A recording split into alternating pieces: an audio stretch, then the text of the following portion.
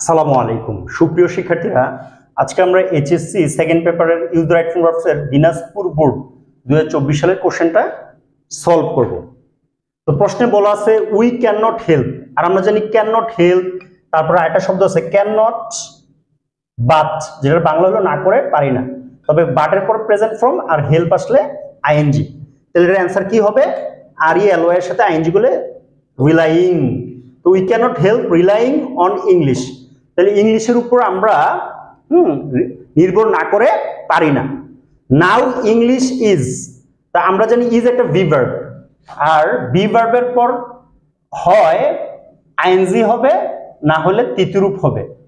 Then now English is, English is using, English কি ব্যবহার করতেছে না, ইংলিশ ব্যবহৃত হয়, তাহলে ইংলিশ ইজ ইউজের তৃতীয়রূপ কি হবে?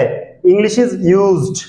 তাই ইংরেজি ব্যবহৃত হয় অ্যাজ এ কমন ল্যাঙ্গুয়েজ, একটা কমন ল্যাঙ্গুয়েজ হিসেবে ইংরেজি ব্যবহৃত হয় ফর গ্লোবাল কমিউনিকেশন, হ্যাঁ, বিশ্বের মধ্যে যোগাযোগে। আচ্ছা, তো ইট রিকগনাইজ করা হয় অ্যাজ অ্যান ইন্টারন্যাশনাল ল্যাঙ্গুয়েজ, তাহলে বিবেচনা করা হয়, তাহলে বিবেচনা করা হইতে হলে একটা ভি ভার্ব আনতে হবে আর ভার্বের তৃতীয়রূপ। যেরকম ভাত খাওয়া হয়, আমরা বলি রাইস ইজ ইটেন, ঠিক ওরকম ভাবে ইট ইজ রিকগনাইজড, এটাকে বিবেচনা করা হয়। এখানে রিকগনাইজড মানে বিবেচনা করা হয় অ্যাজ অ্যান ইন্টারন্যাশনাল ল্যাঙ্গুয়েজ, আন্তর্জাতিক ভাষা হিসেবে বিবেচনা করা হয়।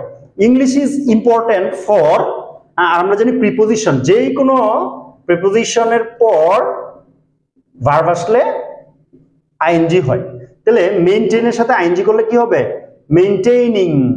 তাহলে it is important for maintaining communication with our development partners, পার্টনারদের সাথে আমাদের কি করতে হয়? যোগাযোগের জন্য এটা খুবই গুরুত্বপূর্ণ। তাহলে important for maintaining a good command over English, কমান্ডের পর প্রিপোজিশন কিন্তু ওভার বসে, command over, a good command over English, ইংলিশের উপর ভালো দক্ষতা, as well as regular practices, এবং অ্যাজ ওয়েল এর বাংলাও কিন্তু অ্যাজ ওয়েল এর বাংলাও এবং, কিন্তু মজার বিষয় এটা এন্ডের মতো না। এন্ড থাকলে তো আগের সাবজেক্ট, মানে এন্ডের পূর্বে একটা সাবজেক্ট আছে, পরে একটা সাবজেক্ট আছে, তাহলে সাবজেক্টটা কি হয়ে যায়? প্লুরাল। কিন্তু এন্ডের জায়গায় যদি অ্যাজ ওয়েল এজ থাকে, তাহলে এটা পূর্বের সাবজেক্টটাকে সাবজেক্ট হিসেবে বিবেচনা করতে হয়। তাহলে এটাকে যেহেতু পূর্বের সাবজেক্ট, তাহলে এখন সেন্টেন্স হলো সাবজেক্ট হলো এ গুড কমান্ড, কিসের উপর? ওভার ইংলিশ, তাই গুড কমান্ড হলো সাবজেক্ট, তাহলে সাবজেক্ট হলে তাহলে বি ভার্বের জায়গায় কি হবে? Is. A good command over English is essential for us, আমাদের জন্য গুরুত্বপূর্ণ। 80% information of all the computers, কম্পিউটারের 80%-এর ইনফরমেশন, তারপরে সেন্টেন্সের সাবজেক্ট হিসেবে 80% ইনফরমেশন নিব না কম্পিউটার্স নিব? আমরা জানি প্রিপোজিশন যুক্ত অংশ এটা অতিরিক্ত, এটা সেন্টেন্সের সাবজেক্ট হিসেবে কাজ করে না, অবজেক্ট হিসেবে কাজ করে না। তো 80% ইনফরমেশন, আর ইনফরমেশন যেহেতু আনকাউন্টেবল নাউন, তো বি ভার্বের জায়গায় কি হবে? ইজ। তো 80% information of the computers is in English.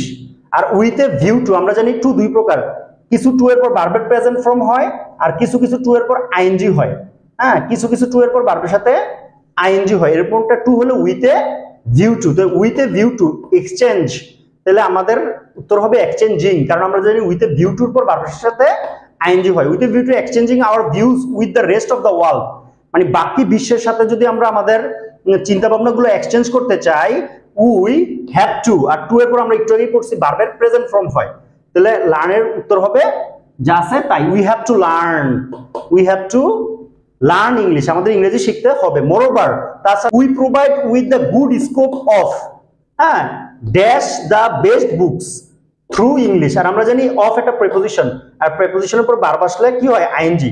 তাহলে অ্যান্সার তো এনজয়িং বুঝে গেলাম। তাহলে আমাদেরকে প্রোভাইড করা উচিত, উই শুড বি প্রোভাইডেড, তাহলে উই তো আছেই, তাহলে হবে শুড বি প্রোভাইডেড, যে শুড বি প্রোভাইডেড, তার মানে আমাদেরকে প্রোভাইড করা উচিত। যদি প্রোভাইড করা উচিত with the good scope of enjoying the best books through English, তো ইংলিশ আর থার্ড পারসন সিঙ্গুলার, এই জন্য কি হয় যে অ্যামিজারের জায়গায় ইজ হবে, এক বচনের সাথে ইজ হবে। তো English is now no longer the native speakers language, এখন যাদের এটা মায়ের ভাষা তাদেরই ভাষার মধ্যে সীমাবদ্ধ না। Now it it third person singular, third person singular হলে ভার্বের শেষে কি করতে হয়, একটা এস বা এস যোগ করতে হয়। Now it belongs to the world's people, এটা সারা বিশ্বের মানুষের অধিকারে চলে গেছে।